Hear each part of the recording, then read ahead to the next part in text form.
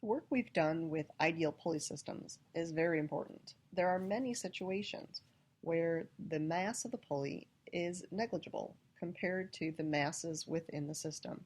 And so it is a very valid assumption or approximation to say that the pulley's mass can be ignored, that its inertia can be ignored, and therefore that the tension is the exact same throughout the whole rope.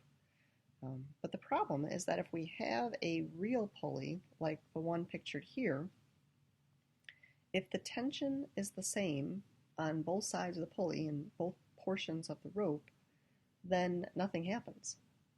There's the same amount of torque trying to rotate this pulley clockwise as is trying to rotate it counterclockwise. Okay, and that would be, nothing happening. So we have to allow for different values of tension, and we will use T1 and T2 to signify that. In order to do this, we cannot look at the whole system at once. So although it's a very efficient way of looking at ideal situations, for these real pulleys, we really have to break things down into parts and then algebraically put everything together. When we look at the equations for the individual blocks, they are basically the same as situations that we've looked at before. The only difference is that we'll use a subscript for our tension. So on the left, let's call that tension T1. So T1 pulling up minus the weight equals that mass times acceleration.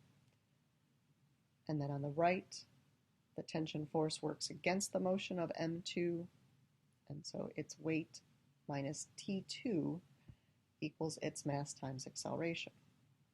But if I tried at this point to add those two equations together, to combine them and solve that system, I have too many variables. The tension forces do not cancel out, and I'm not going to get anywhere. So I need to involve a third equation, because I have three unknowns, and for that I'm going to look at the disk itself. Now, for the disk, I cannot use F equals ma, because the disk does not move along a line. The disk is rotating, so it has an angular acceleration instead of a linear acceleration. That means I need to use the torque version of that equation. So the net torque will equal I times alpha. Now there will be two torques on this disk. There is the tension connected to M2, T2, that's going to try to pull that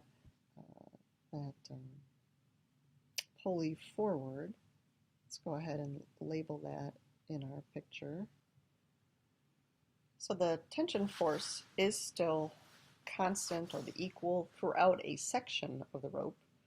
And so the T1 pulling up on M1 pulls down on the pulley, and the T2 pulling up on M2 pulls down on the pulley. So we do have those forces now acting on the pulley. And so what we'll need to do is think about some other substitutions into this torque equals I alpha equation in order to make a connection between all three of these equations. These are the extra equations that I would list off at the side that I'll need to use as I substitute. So first of all, for a pulley, the tension always is perpendicular to the radius, and the radius in this case is capital R. So we can fill in the right-hand side of this equation. The torque due to T2 pulls things forward, and the torque due to T1 works against the motion of the pulley. So we'll subtract in that particular order. And then the mass of the pulley times its radius squared divided by 2, that's coming from the inertia formula for a solid disk. Then the final substitution, so we got three of them here, is to change from an angular acceleration to a linear acceleration, and that's using the tangential formula, A equals R times alpha. Well, when we look at all of this, there's quite a bit that we can do in terms of simplifying this equation here, a lot of r's that can cancel out. So let's go ahead and see what we've got left here.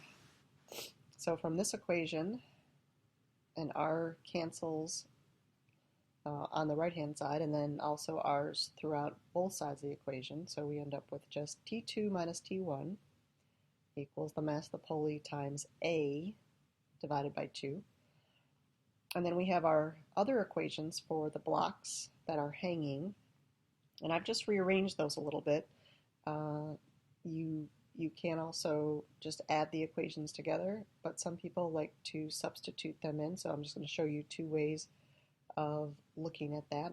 It's your choice how you want to think about it. So I could substitute these in to the pulley equation. Okay, so I get something like this, watch my signs and so forth, and I end up with this sort of an equation. I've moved all of my terms that have A onto the right-hand side, kept all the non-A terms on the left. And so solving for the acceleration, we might write it something like this. Sometimes we pull that G out and write it in front or behind of a fraction. Again, you might you might want to just think about adding equations together like we've done in the past and seeing how the T1s and the T2s cancel out that way.